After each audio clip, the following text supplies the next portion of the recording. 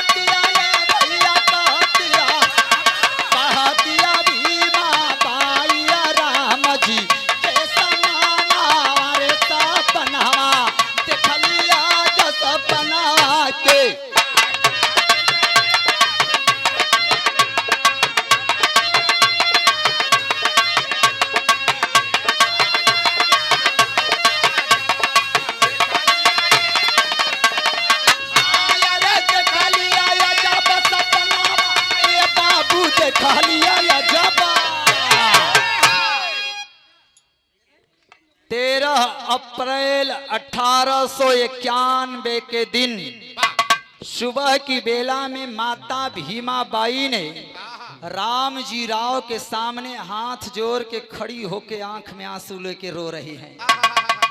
आप इतने से समझ गएंगे कि राम जी राव भीमा कौन थे। आओ पंचो, मीरा देवी पत्नी अमरनाथ मेरे भैया जिनके कारण भौरा आज यहाँ गीत गा रहा है। आइए उस गीत की तरफ लेके चला हूं। माई भीमा रोवत है जा। राम जी राव ने कहा, पगली तू सुबह की बेला में रो क्यों रही है? इसलिए रो रही कि देश गुलाम है? ना स्वामी, इसलिए नहीं रो रही, मैं इसलिए रो रही हूँ कि भोर में मैंने कुछ सपना देखा और जो सपना देखा वही सपने के बारे में सोच के मैं भयभीत हो गई, इसलिए मैं रो रही हूँ। राम जी राव कहलन, अरे पागल, सपना कभी अपना नहीं होता। माई भीमा ने कहा, भले अपना ना हो लेकिन दिल के अंदर घर कर गया है और जब तक मेरे इन सपने का सवाल के रूप में सपना जो क्रेद रहा है इसका जवाब नहीं देंगे तब तक मैं चैन से सोने वाली नहीं हूं। तो राम जी राव विवश हो गए। बोलो भीमा, क्या तूने सपना देखा है? उस समय माई भीमा पहला सपना राम जी राव से बता रही हैं। क्या बताई है बच्ची? तो अंधियार रात में सुनाया बताई, अरे कल सूरज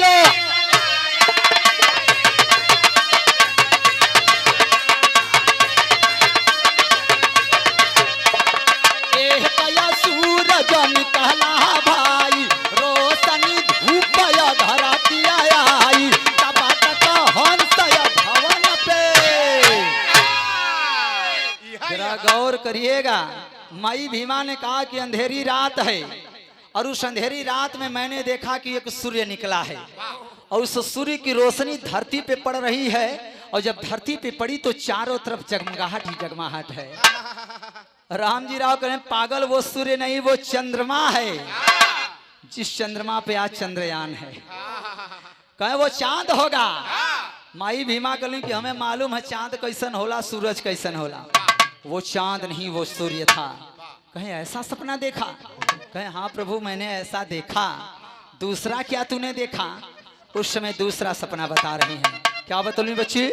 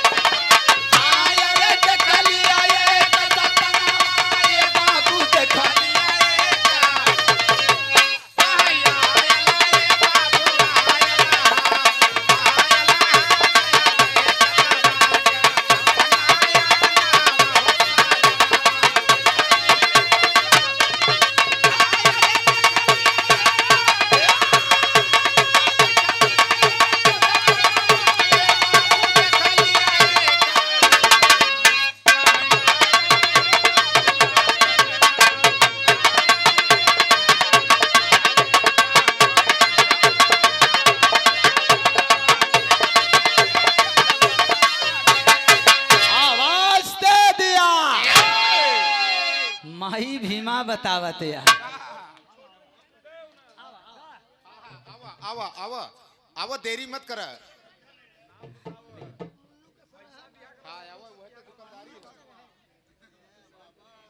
आप वीरेंद्र सोनकर नई बाजार भैया ने ही कार्यक्रम दिया है नई बाजार में। हाँ हाँ 7 तारीख को रात में आइएगा। हाँ एक जनी यहाँ है जा, हाँ है एक जनी वहाँ मिली ही। एक ये प्रतिभा सुमन है हाँ हाँ और वो लक्ष्मी रागनी होंगी। हाँ हाँ दोनों जने का आनंद ले। 51 रुपया। हाँ। अभी केकर सरहज बतौला? हाँ हाँ मुन्नू का सरहज। हाँ उनके पे खुश होके दे रही कि हमरे पे? हाँ तोहरे पर। हमरे पे हाँ मोर भैया। हाँ मोर भैया नहीं भैया। 51 रुपए का पुरस्कार अरविंद भाई। हाँ 101 रुपए का पुरस्कार पूरी कमेटी की तरफ से हृदय की गहराई से नमन करता हूँ। आवाज दे दिया माई भीमा कलिन की एक हंस दुअरिया पे आयल है स्वामी और इतना प्यासा बा कि हम पानी पियावे लगली, पानी पूरा खत्म हो गई लेकिन ओकर प्यास ना जात है। आखिर वो हंस है कौन? तब तक कहें कि हो गई कि और बचल है, कहें ना बचल है। तीसरका सपना माई भीमा राम जी राव को बता रहे हैं। का बतौलिन बच्ची जलाइन दता हिंसक जानवर घूमे चितलाई अरे ताहिया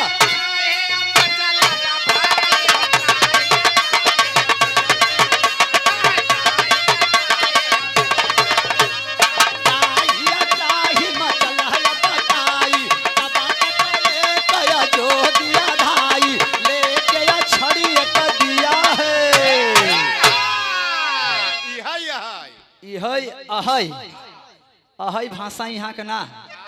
हम लोग बुंदेलखंड में जब चित्रकूट बांदा तरफ गाना गावे जाइला तो हम लोग कह इहै है तो हर कहीं इहै अहै वही भाषा धीरे धीरे सीखत है। हाँ वो मारा है ये कौन भाषा सीखत है? पैसा आए क्या बताया है। तीसरा सपना में बताया कि मैंने देखा हिंसक जानवर घूम रहे हैं। भैया 1 मिनट। और वो जो हिंसक जानवर घूम रहे हैं उनसे जनता त्राही त्राही कर रही है। स्वामी आखिर वो हिंसक जानवर कौन है? स्वामी राम जी राव ने कहा कि हो गया कि नहीं, मैंने चौथा सपना देखा कि एक योगीराज आया है और जब वो योगीराज आया तो हाथ में एक छड़ी लिया था और जब उस छड़ी को उसने घुमाने का काम किया तो जितने हिंसक जानवर थे या तो भाग गए या तो धरातल में चले गए। चौथा सपना बताया है। का बच्ची लाइन दा पहले पैसा ला। आप बेचूलाल पचुअल 21 रुपया। मथुरापुर राम प्रसाद एडवोकेट आप वकील साहब की तरफ से भी अमूल 101 रुपए का पुरस्कार। दुबई ऐसा नौकरी है जहां से पैसा निकाला गवैयों के लिए बड़ा टेढ़ी खीर हो जाला। एक डॉक्टर एक वकील और एक एडवोकेट। हाँ जब मुकदमा फंसबा तो वसूल नहीं। हम कौन मुकदमा में फंसबे? 376 में। ये मेरा बिंद स्टूडियो जिंदाबाद है, प्रमाण देने का काम करेगा। भौरा ऐसा आवाज दिया है। 51 रुपए का पुरस्कार नगर पंचायत नई बाजार डीह बाबा स्थान पे गायक आपका बेटा आपका भाई है भौरा भदोही और गायिका लक्ष्मी रागनी मिर्जापुर। 7 तारीख को ये कार्यक्रम राती में है। दिनों में रखे होते, रात में बड़ा आफत आ जाला। रात में किरौना बहुत गिरत है। सबसे बड़ी आफत हमार दुल्हन करेले। पहले की दिन भर चाहे जहाँ रही हमार पिया रात घरे चलिए केहू रतिया में आवत नहीं भाई। अमूल्य पुरस्कार प्रमाण। लेकिन चौथा सपना बताया कि योगीराज आकर के छड़ी को घुमाया है और छड़ी को घुमाया तो सभी हिंसक जानवर छू मंतर हो गए। कहें भीमा तुहार सपना खत्म भइल की बचल है? एक सपना और है स्वामी। उस सपना का देख लिया। आई गीत में देता हूँ कैसे बच्ची। तो 5वां सपना रहिया बताई अरे कभी साला पेड़ दे। क्या बात है?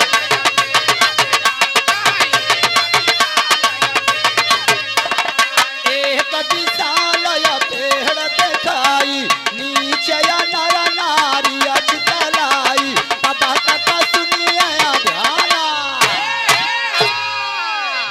माई भीमा कलिन की एक विशाल पेड़ मैंने देखा और उसकी छाया ऐसी है कि उसके नीचे लाखों लाख लोग बैठ के छाया ले रहे हैं और तब तक देखते देखते वो पेड़ धरती पे अररा करके गिर पड़ा।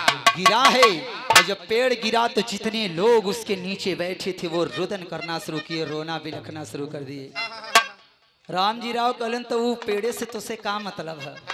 कहे ना प्रभु आप मुझे बताइए कि आखिर वो पेड़ कौन था और अचानक वो पेड़ क्यों गिर गया? कहे हो गई कहा हाँ पांचों सपना हो गई। राम जी राव ये गूगल उठाइएगा, प्रमाण मिलता है कि राम जी राव तथागत को मानने का काम करते थे। जो विश्व गुरु दुनिया के बीच में है उस विश्व गुरु पे ध्यान को लगाने का काम राम जी राव ने किया है। और जब राम जी राव विश्व गुरु पे ध्यान लगौले तो पांचों सवाल का सपना रूपी सवाल का जवाब एकदम आईना की तरफ फिसल के सामने आ गए। और जब आइल और तब तक 13 अप्रैल बीत गया। भैया रुमाली वाले जरा सा साइड हो जा। साइड रुमाली वाले रुमाली। आप साइड हो जा। हमें मड़ई में देखे के नाते कि मड़ई से हमारा बड़ा नाता है। बारे मड़ई वही मड़ई में 21 साल जिंदगी बितौले है दादा के साथ में। वाह। और आवाज दिले हा पांचों सपने का जवाब राम जी राव माई भीमा को देने के लिए चले हैं। सुन मैं तेरे सवाल का जवाब दे रहा हूँ, लेकिन जवाब का देते हुए पहला सपना का देख लो। अंधेरी रात में सूर्य निकल रहा। 13 अप्रैल बीता, 14 अप्रैल आया और जो ही 14 अप्रैल आया तब तक माई भीमा के पेट में दर्द होए लागल। और जब दर्द होए लागल तब राम जी राव ने सवाल का जवाब दे दिया। 21 रुपए का पुरस्कार शिव भक्त भोजपुरी गायक फिर से दिनेश पहलवान भैया मथुरापुर की धरती से शिव चर्चा वाले भैया को प्रणाम करता हूं। लेकिन जवाब पहला सवाल का देते हुए कैसे बच्चे?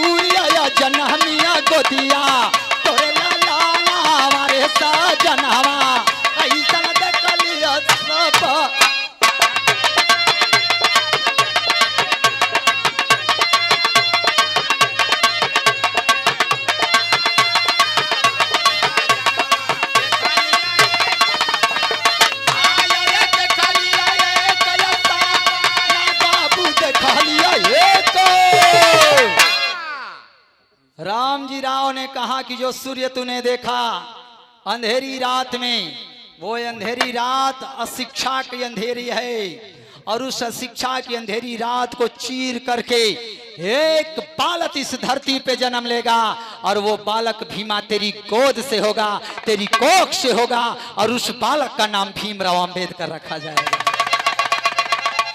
आओ पंचो, पहला सवाल का जवाब मिलल हमारी भीमा के।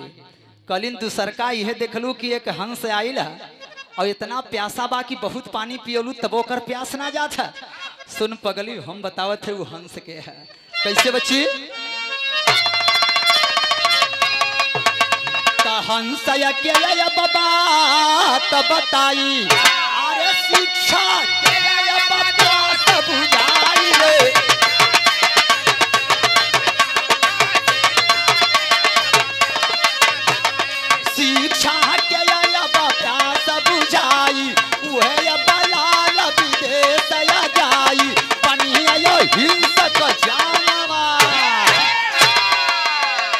माई भीमा से बतावत हैं कि वो हंस के हुआ और ना वो तो लड़कवे है और उसके अंदर शिक्षा की इतनी बड़ी प्यास है, जिज्ञासा है कि भारत तो भारत विदेश में भी जाकर के शिक्षा को ग्रहण करेगा। उसके बावजूद भी उसके शिक्षा लेने की जो चाहत वो कभी पूरी होने वाली नहीं है। तीसरा तूने यही देखा कि हिंसक जानवर घूम रहे हैं। अरे पगली, वो हिंसक जानवर कोई और नहीं है। वो हिंसक जानवर इस भारत की धरती पे 2 प्रकार की गुलामी को झेलने वाला ये भारत की धरती के लोग हैं। पहली गुलामी अंग्रेजों से और दूसरी गुलामी इस भारत के साहूकार जमींदारों से। जमींदार का बेटा भी जन्म लिया 5 तत्व से, गरीब का बेटा भी जन्म लेगा 5 तत्व से। उनके बेटे का नाम रामचंद्र पड़ेगा और मेरे बेटे का नाम गुरहु पड़ेगा। ये अहंकार का भाव लेके वो लोग चलने का काम करेंगे। उनके बेटे के कमर में तलवार होगा, लेकिन तेरे बेटे के पीछे कमर में झाड़ू होगा।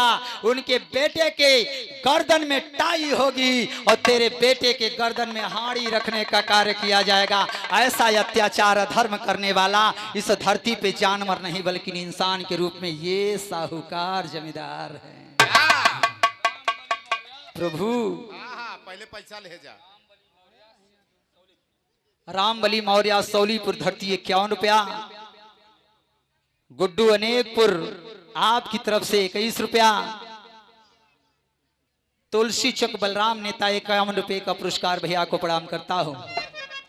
तब तक माई भीमा ने कहा कि मैंने जो चौथा सपना देखा, एक योगीराज आएगा, हाथ में छड़ी लेकर के घुमाएगा, और जब वो घुमाने का काम करेगा तो सभी हिंसक जानवर खत्म हो जाएंगे। इसका क्या मतलब है? उस समय आवाज को देकर के रामजी राव ने कहा, पगली नहीं समझी, जब वो शिक्षा को प्राप्त करेगा और शिक्षा को प्राप्त करके दुनिया का महान विद्वान बनेगा तो गुलामी की जंजीर को काटने के लिए एक देश का संविधान लिखेगा, और जिस संविधान को लिखने का काम वो कलम से करेगा, वो कलम की ताकत जिधर जिधर भी घूमेगी तो जमींदार और ये अंग्रेजों की सत्ता धीरे धीरे खत्म होती जाएगी। ऐसी ताकत उस योगीराज के अंदर होगा, और वो कोई दूसरा नहीं, वो तेरा बेटा भीमा होगा। तो कवि ने टेरी की लाइन दे दिया, कैसे बच्ची?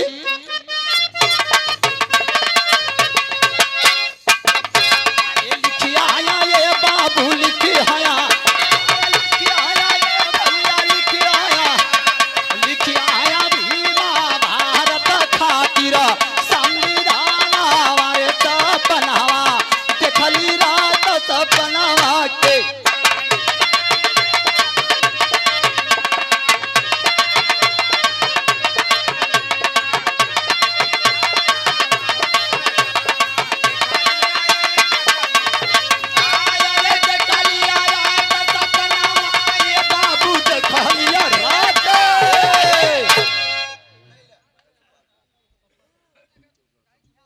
आप जीतू गौतम आपकी तरफ से 51 रुपया भैया को प्रणाम करता हूँ, और आवाज दिया है कि वो एक किताब को लिखेगा और वो किताब में इतनी बड़ी ताकत होगी कि इस दुनिया का हर एक कार्य उसी किताब से चलेगा।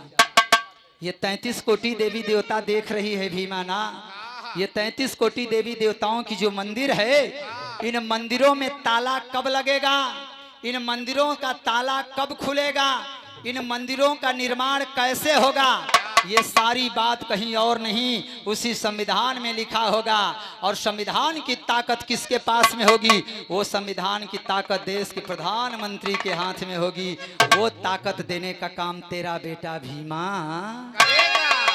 अरे वाह, क्या बात। ये मुगौना की धरती से आप बल्टा वाले हमारे भैया की तरफ से 121 रुपए का पुरस्कार भैया को प्रणाम करता हूँ। 51 रुपए का पुरस्कार आप विराट कजरी के दंगल, आप राम लखन गुलौरा 3 तारीख, लक्ष्मी रागनी, अच्छा 7 तारीख, अच्छा ये रसीद कटल है क्या? अभी तो मैंने आप प्रचार किया 7 तारीख को रागनी जी के साथ में। ये मिर्जापुर की धरती से चल के आ रही हैं, इनसे इस भौरा का मुकाबला है, तो आप लोग हौसला बढ़ाने आइएगा, क्योंकि लेडीज से मुकाबले में भौरा हमेशा डरता रहता है। आइएगा, साथ में लेके आइएगा। का है? राम जी पूर्व सभासद गुलौरा की धरती से 101 रुपए का पुरस्कार। आखिरी लाइन पे मेरी गीत पहुंची है। माई भीमा ने कहा कि आखिरी सपना मैंने देखा कि एक पेड़ था, वो विशाल था और धरती पे गिर गया। लोग रो रहे हैं, आखिर वो पेड़ कौन है, उसका परिचय बताइए तो फिर मेरा दर्द बढ़ रहा है, हो सकता है बच्चा पैदा होने वाला।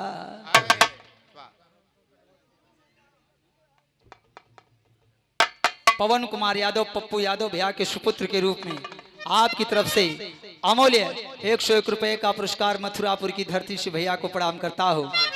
और वो 5वें सवाल का जवाब राम जी राव माई भीमा को दे रहे हैं कि वो विशाल पेड़ है कौन। आइए कैसे बच्चे? तरहल विशाल पेड़ बताई, अरे भीमा धरतिया छोड़ के जाई रे।